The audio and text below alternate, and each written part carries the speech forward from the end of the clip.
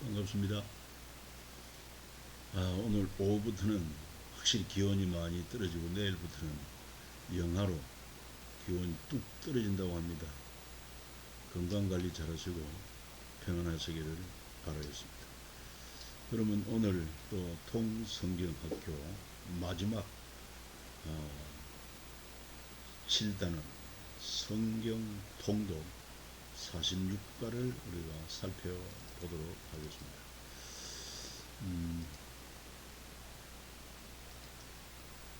46과 성경 66권이 한 권으로, 어떤 내용이냐, 성경은 66권이 한 권으로 된 책이다.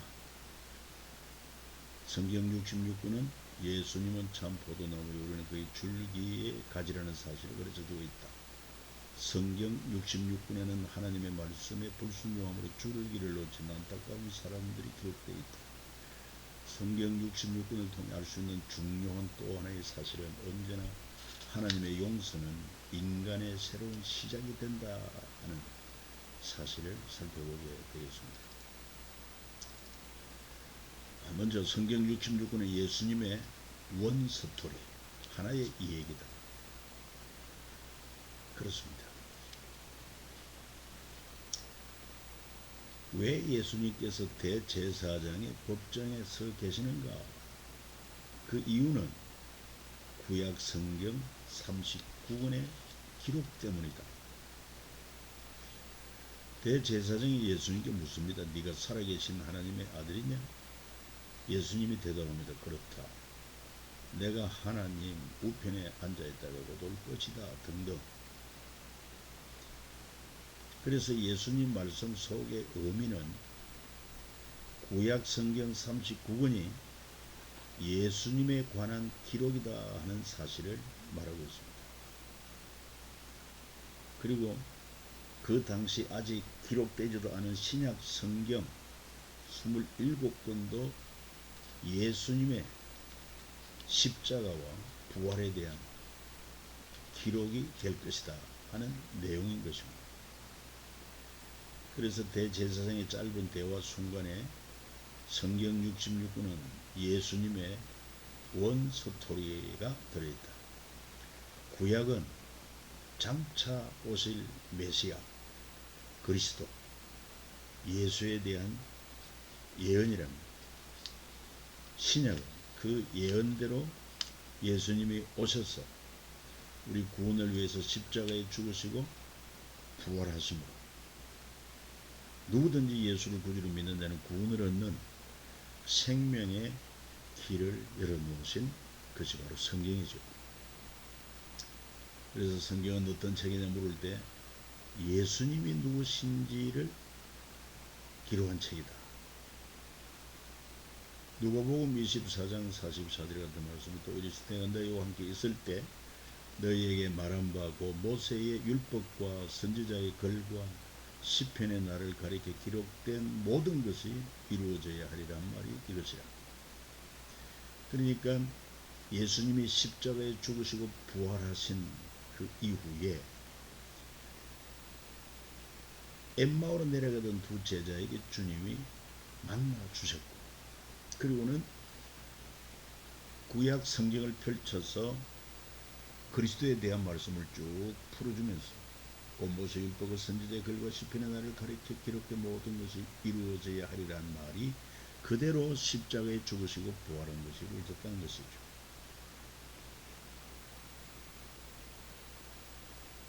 그래서 창세기부터 말라기 구약 39권, 이것은 바로 예수 그리스도, 우리 구주 예수 그리스도 오실 것이라는 예언이 중심이라면 마태복음에서 요한복음, 사복음서는 예언한 그대로 그리스도 예수께서 오셔서 죄와 십자가와 부활로 죄와 죽음 문제 해결한 이 기쁜 소식을 기록한 것이고, 이 기쁜 소식이 사도행전부터 요한계시록까지 23권에는 각처에 전파되므로 복음을 듣고 믿는 자들이 구원하는 그런 기적의 역사가 기록되어 있다, 이렇게 볼 수 있죠.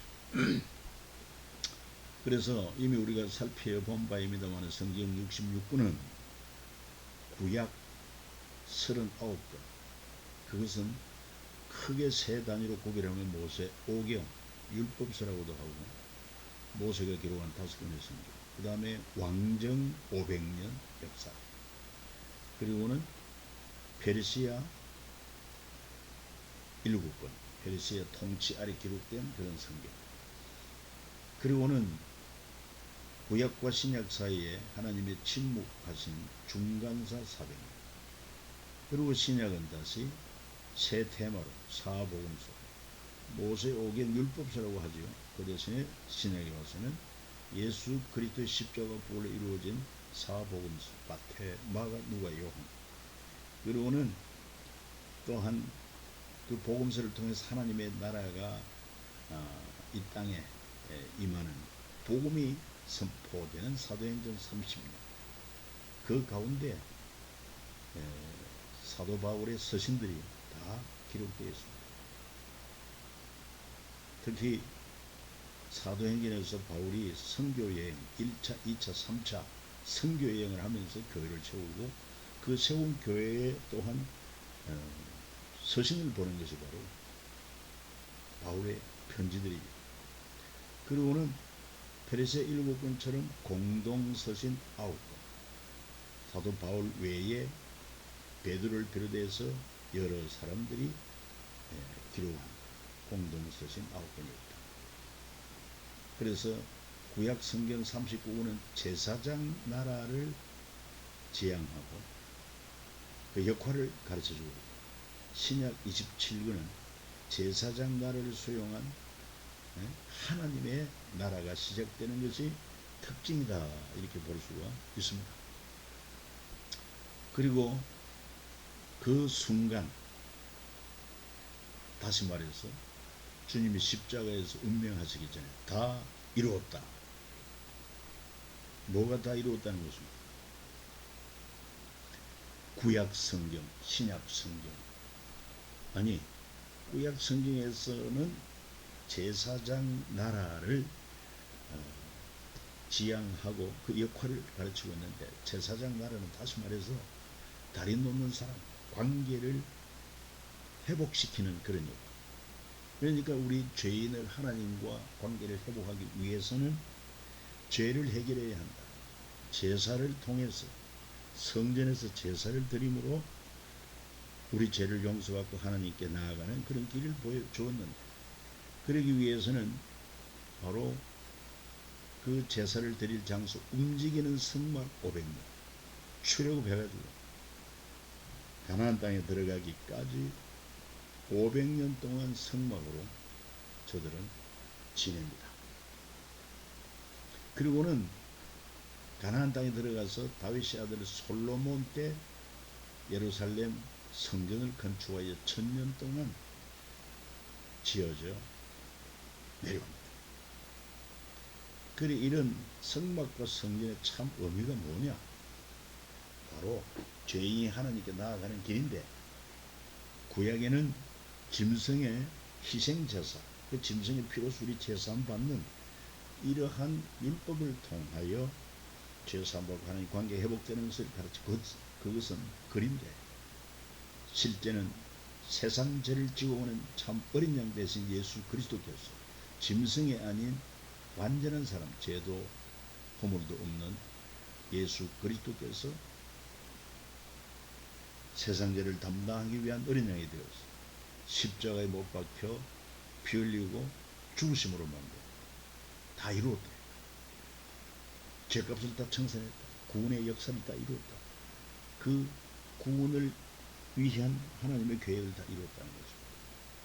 그리고 그 후로 예수 믿는 자들은 이제 주의 영이 함께 거하는 우리 몸이 성전이 되었고, 그리고 우리 자신이 또한 제사장들이 되어가지고, 그러면 성전의 역할, 제사장의 역할이 뭡니까? 성전은 하나님께 나아가는 통로, 제사장은 죄를 지은 자를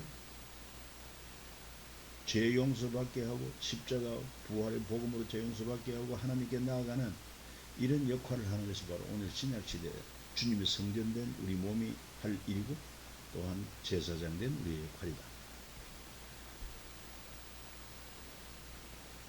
그래서 또 한 가지 이 성경이 우리에게 보여주는 중요한 것은 줄기와 가지의 관계를 잘 설명하고 있는데, 요한복음의 15장 5절에 나오지 않습니까? 예수님은 참 포도나무, 우리는 그 줄기의 가지들이다 하는 이 얘기인 것입니다. 그러니까 예수님은 참 포도나무라고 하는 것은 예수님이 가지로 하여금 열매를 맺게 하는 근본이 되는 것입니다. 그래서 참 포도나무 대신 예수 그리스도와 그 줄기에 가지된 우리들이 잘 연합되어 있을 때 비로소 예수의 생명력으로 우리는 진리 안에 살아갈 수 있고 주님이 기뻐하는 열매를 맺을 수 있다는 것이죠. 그래서 요한복음 15장 5절에 나는 포도나무에 너희는 가지라. 그가 내 안에 내가 그 안에 거하면 사람의 열매를 많이 맺나니 나를 떠나서는 너희가 아무것도 할 수 없습니다. 그렇습니다. 그래서 참 다 이루어 주신 예수 그리스도, 길과 진리와 생명 되신 예수 그리스도와 연합하여 생명 관계로 서로 연합되어 있는 이것이 얼마나 중요한가. 여기서 떨어지면 생명이 끊어지는 거죠. 예수 그리스도와 연합되어야 그 예수의 영원한 생명이 우리에게 주어진다 하는 사실. 뭐 예를 들어서 줄기가 있어야 가능한 것들, 빛 줄기가 있어야 빛을 받는 나성 일조권이 되고, 물 줄기가 있을 때 강물이 흐름이 되고 농경수와 식수가 되고, 나무 줄기가 있어야, 나무에 줄기가 있어야 그 줄기로 수분과 양분이 이동되고 가지에 꽂고 열매를 맺게 되고, 이야기도 줄거리가 있어야 문학의 한 장르 소설이 된다. 성경도 줄기가 있다. 성경 이야기 줄기를 우리가 이해할 수 있어. 그래야 5세 아이에게도 쉽게 전달할 수 있다. 뭐 예컨대 성경 한 권의 책이다. 그리고 무엇보다도 예수 그리스도에 대한 원 스토리, 하나의 이야기다. 그래서 구약 성경은 그게 모세 오경 율법서로 된 것과, 그리고 왕정 500년과 또한 페르시아 7관, 그리고 구약 신약 사이에 중간서 400년, 그리고 신약으로 오면은 사복음서, 그 다음에 사도행전 30, 그리고 공동서신 9. 이렇게 해서 이 얘기를 하면은 성경 줄기를 제대로 붙들고 이 얘기할 수가 있다는 것이죠. 자, 이 나무를 통해서 체간부가 있다, 물간부가 있다, 이렇게 말합니다. 그러니까 이 물간부, 다시 말해서 나무의 뿌리들 아니겠습니까? 뿌리들이 땅 속에서 수분과 양분을 이 나무 줄기를 통해서 끌어올림으로 말미암아 체간부를 통해 전부 다 잎으로, 가지로 영양분이 나아감으로 말미암아 꽃도 피고 열매를 맺게 되는 것입니다.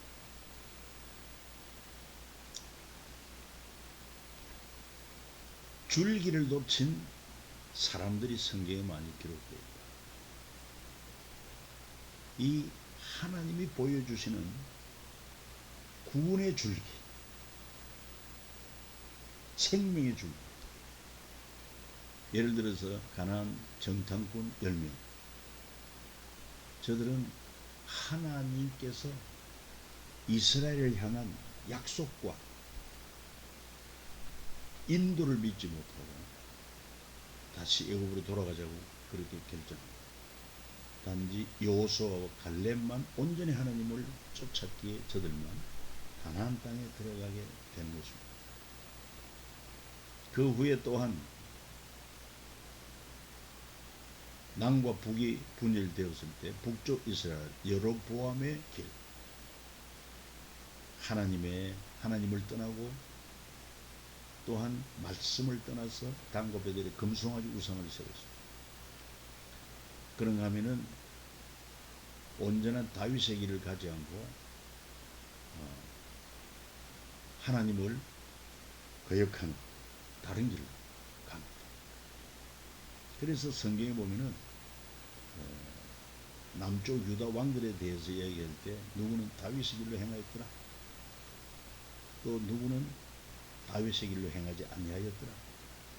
그러니까 하나님의 뜻을 쫓아 말씀을 따라서 다윗의 길로 간 자는 구원과 생명이 있지만, 그 길을 떠난 여로보암의 길과 같은 길은 거기에는 생명이 없는 것입니다. 그런가 하면 또 거짓 선지자 하나냐 같은 자들이 있습니다. 하나님은 예레미야를 통해서 북쪽 이스라엘이 죄악으로 아수르의 망으로 남쪽 유다도 이스라엘보다는 150년 더 존속했지만 여전히 저들도 하나님을 거역하고 율법을 떠나고 우상을 숭배한 죄악 때문에 많은 선지자를 보냈지만은 하나님의 말씀을 믿지 않고 듣지 않아서 결국 바벨론의 포로로 잡혀갈 것이다, 하나님의 뜻입니다. 그런데 거짓 선지자 하나냐는 우리가 바벨론의 포로 되어 2년 안에 다시 돌아옵니다. 이렇게 하나님이 말씀하신 줄기를 떠난 것은 잘못되게 되는 것입니다. 그러면 또한 애굽으로 내려간 사람들이 있습니다. 하나님은 예레미야를 통해서 남쪽 유다를 징계하되 바벨론 포로되어 70년 지나는 것이 하나님의 섭리입니다. 하나님의 뜻입니다. 그런데 이 포로로 잡혀간 이후에 흩어졌던 무리들 가운데 요하난이라는 자가 바벨론이 남아있는 유대인들의 총독 그다랴 총독을 죽이고 바벨론으로 가지 않고 애굽으로 내려갑니다. 그리고 예레미야도 끌고 갑니다. 강제로 끌고 온 것이죠. 이거 역시 하나님의 뜻을 거역한 것이고 하나님이 보이신 길을 따라가지 않고 반대로 애굽으로 내려감으로 말미암아 저들은 거기서 약 300년 동안 후손 대대로 종살이 하다가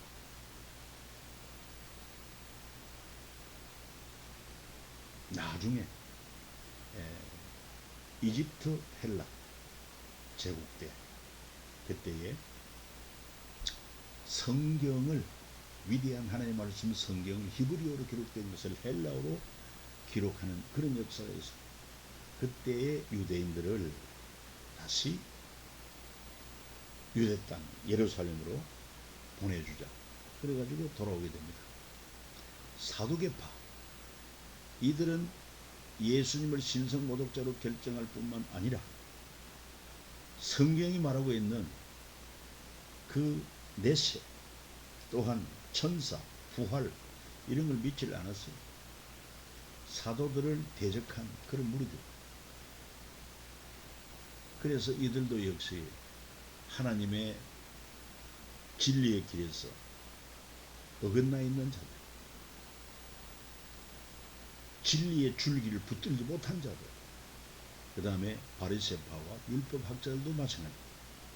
역시 예수님을 신성모독자로 결정하고 예수님을 죽이려고 한 자들입니다. 물론 바울도 여기에 속했지만 바리새파로서 예수님을 처음에 반대하고 예수 믿는 자들을 핍박했지만 하나님의 강권적인 부르심으로 개종을 하고 위대한 복음의 증인이 된 것입니다. 그래야 사는 거예요.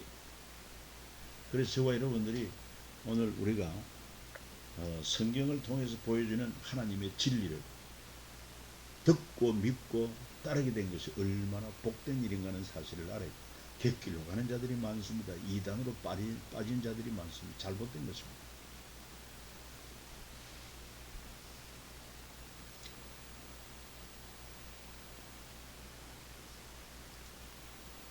앞에 있던 것 설명한 것을 다시 이렇게 조금 세부적으로 풀어놓은 것입니다. 저들은 하나님께서 아브라함과의 약속 이거를 잊어버린 것입니다. 믿지를 못한 것입니다. 또 야곱과 약속한 대로 애굽으로 내려가기를 두려워하지 말라. 내가 여기서 너로 큰 민족을 이루게 하리라. 이런 말씀을 다 잊어버렸어요. 그리고 또한 뿐만 아니라 이 가나안 정탐꾼 10명들은 출애굽을 경험했습니다.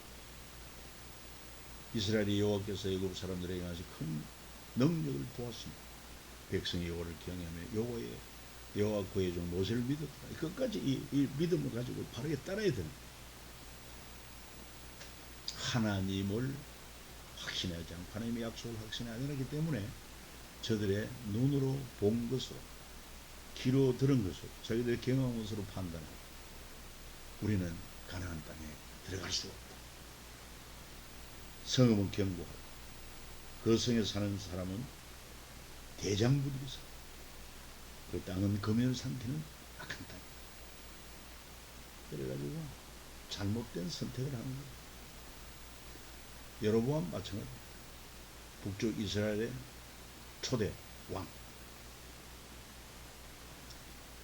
하나님께서 정하신 예루살렘 성전에 내려가 바른 제사를 드리지 못하게 하도록 단과 베델에 금송아지 우상을 세우고 거기에 예배하게 한 것입니다.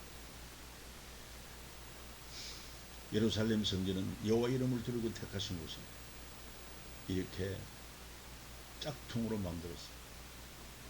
잘못한 것입니다. 그리고 움직이는 성막 500년 하나님께서 보여주셨습니다. 성전의 중요한 의미를 알게 해주었다. 그러나 믿지 않고 따르지 않았습니다. 나단을 통한 예루살렘 성전 허락한 것으로 그 성전을 건축한 것을 알고 있음에도 불구하고 하나님이 그러한 이름을 두르게 택하신 곳을 가지 못하고 오히려 단과 베델에 금송아지 우상을 세우는 거기에 제사하게 했다. 이 전부 다 성경의 진리를 성경의 진리의 줄기를 붙들지 않고 객길로 간 자들.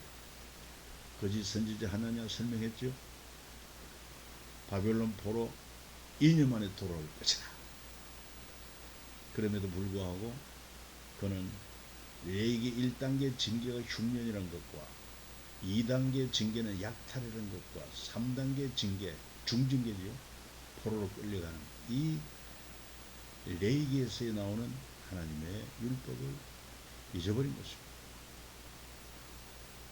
그리고 자기 생각대로 거짓 선지자 역할을 한 것입니다.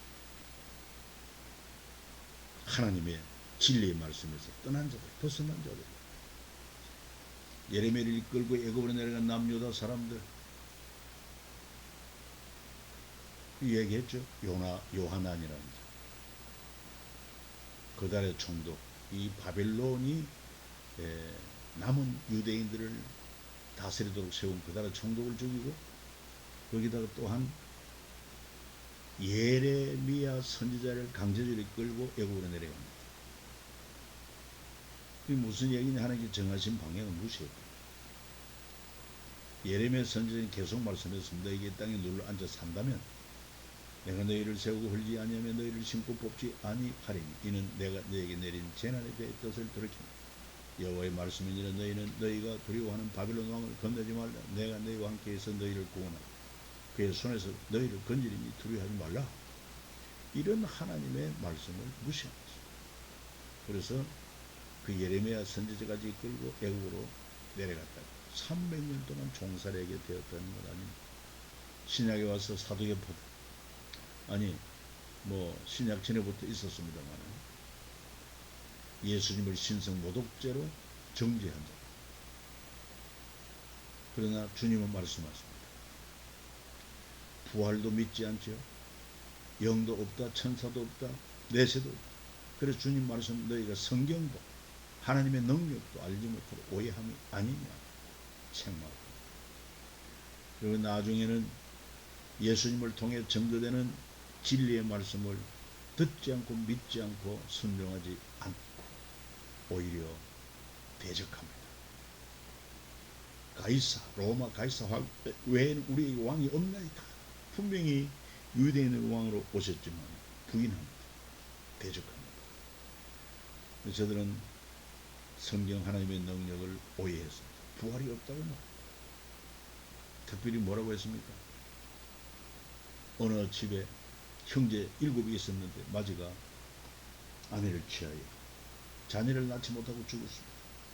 그래서 계대법 또는 고헬법이라고 하는 게 있어가지고 그 형이 기업을 이어가지 못할 때 그 다음 동생이 형수를 취하여 형 대신하여 기업을 이어가게 합니다. 그런데 둘째, 첫째, 넷째, 다섯, 일곱 다 자녀를 보지 못하고 죽었다.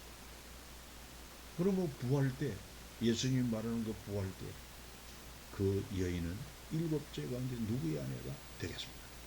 너희가 성경도 하나님의 능력도 알지 못하는 걸 오해하여 나단 선지자, 예레미야 선지자, 에스겔 선지자, 학개, 스가랴 선지자, 이 스룹바벨 성전을 재건합니다. 학개, 스가랴.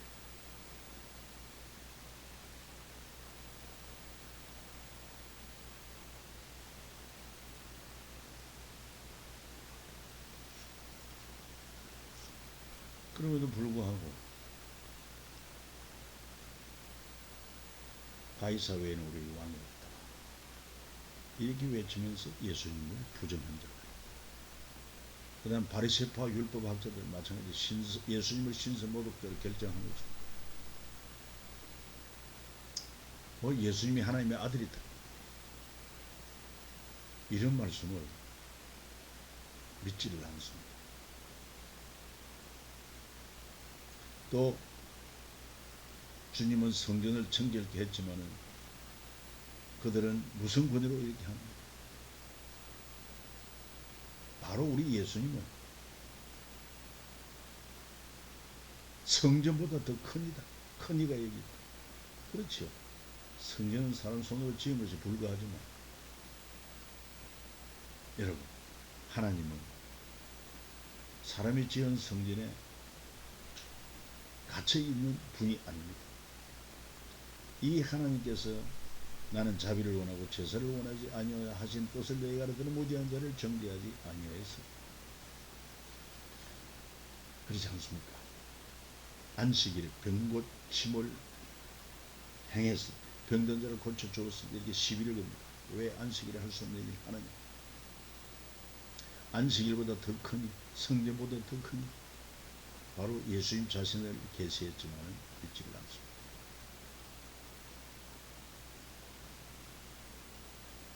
안식일 논쟁. 그리스도는 누구의 자손입니까? 무슨 말이냐면 다윗이 그리스도를 주라 칭하였습니다. 어찌 그의 자손이 되겠느냐.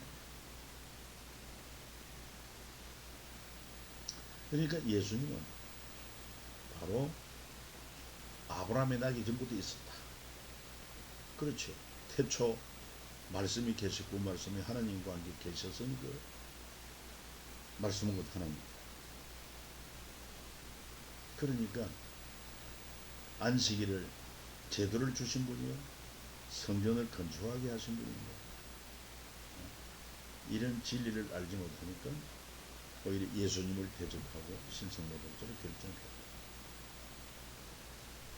결국 그들에 의해서 모욕을 당하고 붙잡히지만 낮에 잡지 않고 밤에 강도를 잡는 같이 그렇게 했지만 이렇게 된 것은 다 선지자의 글을 이루려 함이라. 다 기록된 대로 되는 것이다 이 말이죠. 그래서 이런 죄인을 향한 용서와 긍휼의 줄기, 하나님의 용서는 언제나 인간의 새로운 시작이 된다 하는 사실. 그 성경을 통해서 보여주고 있어요. 범죄한 아담과 하와를 향한 긍휼, 짐승의 가죽옷을 지우시고 언약을 주시고 노아의 번제를 받으시고 아브라함의 번제를 받으시고 유월절 어린 양을 통해서 애굽의 종된 이스라엘을 해방시키고 그리고는 레위기의 5가지 제사를 통해서 하나님 앞에 용서와 화목케 하시고 다윗의 범죄로 말미암아 우슬초를 뿌리며 회개해서 용서해 주시고 호세아 선지자를 통해서 하나님의 긍휼을 알게 하시고 이사야서를 통해서 그리스도의 대속을 알게 하시고 예레미야를 통해 새 언약을 예고해 주셨고 세례요한을 통해서 하나님의 어린 양을 계시해 주시고 그 어린 양으로 오신 예수님이 인류의 죄를 해결하고 구원의 길을 다 이루었다. 그래서 바울이 선언한 오직 십자가, 오직 십자가.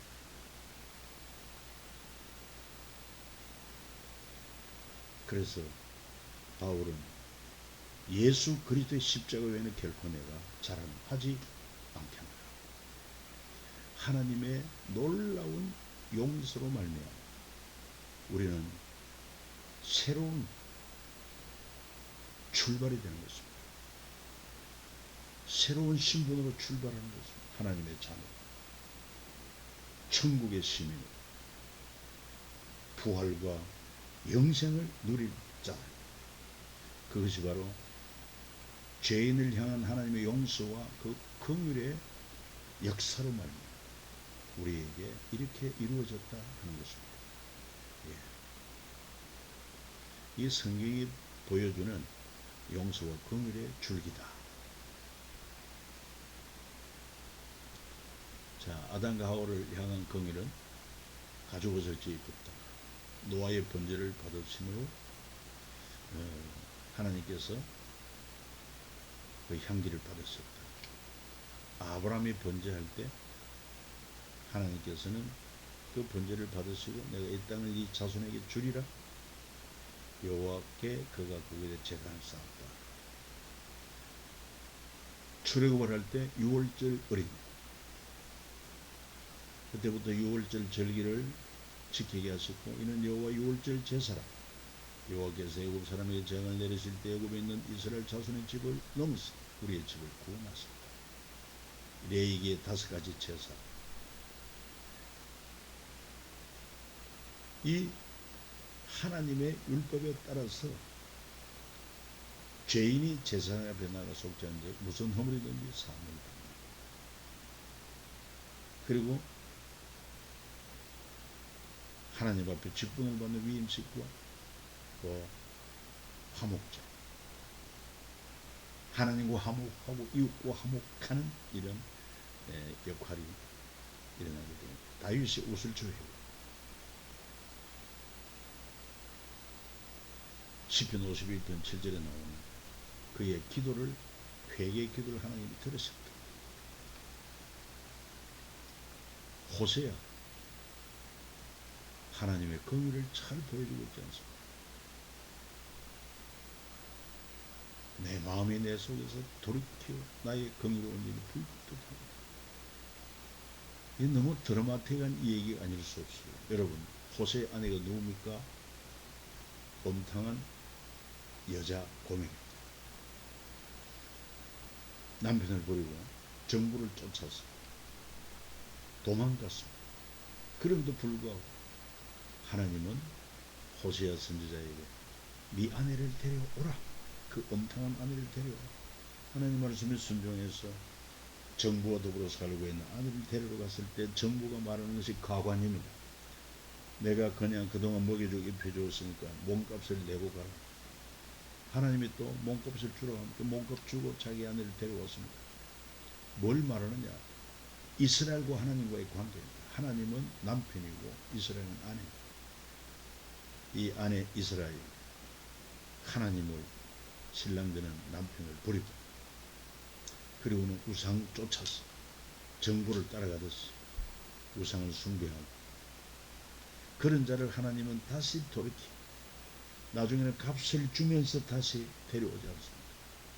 여러분, 하나님을 떠난 죄인을 다시 하나님께로 이끌기 위하여 우리 하나님은 자기 아들을 이 땅에 보내셨고 십자가에 못 박혀 피 흘려 죽게 하시고 우리 죄를 사하시고 다시 용서하시고 긍휼을 베풀어 주신 것입니다. 그래서 이사야는 그리스도의 대속을 이야기합니다. 한번 읽어봐요. 그가 찔림은 우리의 허물 때문에, 그가 상함은 우리의 죄악 때문에, 그가 징계를 받음으로 우리는 평안을 누리고 그가 채찍에 맞음으로 우리는 나음을 받았고 우리는 다양 같아서 그를 행하여 각기 제 길로 갔거늘 여호와께서는 우리 모두의 죄악을 그에게 담당시키셨도다. 벌써 예수님 이 땅에 오시기 700년 전에 그리스도의 대속을 예언했습니다. 그리고 예레미야의 새 언약 예고 여호와의 말씀이 들어보라 날이 이르니 내가 이스라엘 집과 유다의 집에 새 언약을 맺으리라. 여호와의 인자와 긍휼이 무궁하심으로 우리가 진멸되지 아니함이니이다. 우리 죄악으로 보면은요 북쪽 이스라엘이 아수리의 망하고 남쪽 유다 바빌론 포로가 된 것처럼 다 진작 죄로 말미암아 우리는 심판으로부터 끝장나야 합니다. 그럼에도 불구하고 무궁한 하나님의 긍휼 오래 참으시고 독생자를 주기까지 사랑하십니다. 우리에게 새로운 생명을 얻는 출발이 된 것이다. 세례 요한 증거했습니다. 세례 요한 이렇게 증거, 요한 1장 29절에 요한의 예수께서 자기에게 나오심을 보고 이르되 보라 세상 죄를 지고 가는 하나님의 어린 양. 세상 죄를 담당할 하나님이 예비한 참 어린 양이다. 구약 시대는요 인간의 죄를 지으면은 어린 양이 대신 피 흘린 것처럼 온 인류의 죄를 대속할 자는 바로 예수 그리스도. 그 예수님께서 마침내 십자가에서 생명되는 피를 다 흘리시고 운명하기 전에 다 이루었다. It is finished. 얼마나 위대한 선포인지 모릅니다. 그 순간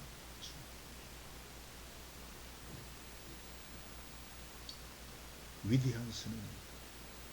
주님 감사합니다. 그래서 바울은 이렇게 선언합니다. 오직 십자가 아니고는 이루게 되는 길이 없고 만약 율법으로 이루게 된다면 그리스도께 죽으면 헛된 죽음. 그러니까 이 예수 그리스도 십자가만이 참 길이요 진리요 생명입니다. 그래서 바울은 나는 이 십자가 외에는 결코 자랑하지 않겠다. 여러분 장시간 수고하셨습니다. 특별히 교재를 잘 읽어보시면은 더욱더 설명은 잘 되어 있고 그리고는 이렇게 이제 PPT를 통해 좀 요약적으로 이 정리하는 거 이해하시면 도움이 될 줄 압니다. 마쳤습니다. 감사합니다.